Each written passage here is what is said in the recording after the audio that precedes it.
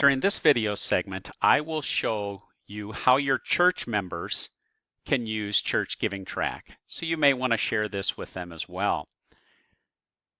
So first of all, they should be given a URL, and if they're not sure where to go, there's some other videos on this. So hopefully you are at the right place. And if they forgot how to log in, they forgot what their username and password is, they can go ahead and click on Forgot Password. If they haven't been set up at all yet, they'll need to use the sign up feature. And again, there's videos on that. So we're assuming that you know your username and password, and that's all been set up already. So let me go ahead and log in as a church member. I'll sign in. And the first screen that you come to is the Add Payment screen. So if you want to add a payment right away, you can add a payment method.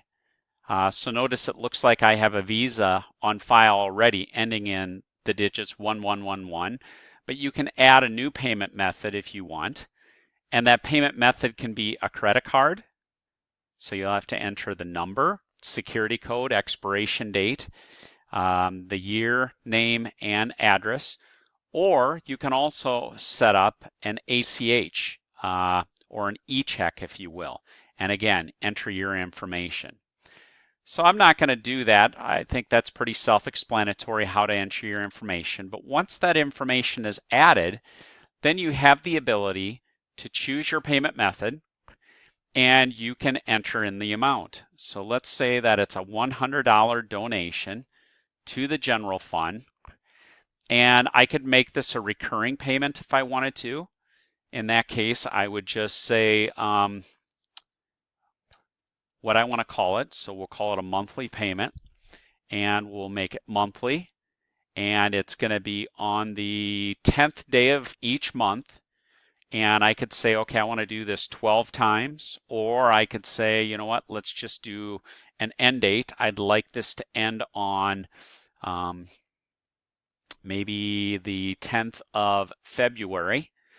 Or you can just leave that off and leave this off, and then it'll be indefinitely. So I agree to the terms of the refund policy, so you can read those here. And if you accept that, I can click Submit. And if you don't want it to be a recurring, you simply uncheck this if it's a one-time payment. If it's a one-time payment, you just choose your payment method again.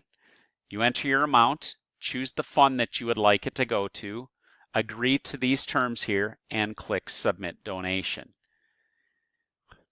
The next item down then is the View Donations. This allows you to see all the donations that you've given in the past. And notice it's showing all of them, but if you wanted to say, you know what, I want to see all the donations that I gave maybe from May 3rd until now, I could do that. Maybe I want to say from May 3rd until July 20. Let's do that instead. And so I can put in any search criteria I want, and it'll find the donations for that criteria. On the bottom, what it shows is your recurring donations that you have set up.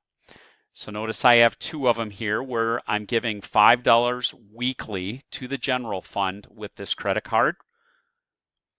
And this one is weekly, giving $100 weekly every Sunday to the missions fund with that same credit card. If you want to delete any of these recurring donations, you can delete it. And so now that payment is no longer going to be made, and you could set up a new one if you wanted to. And then again, manage is where we started. That's where you can go in and set up new payment types, update credit card information, and so forth.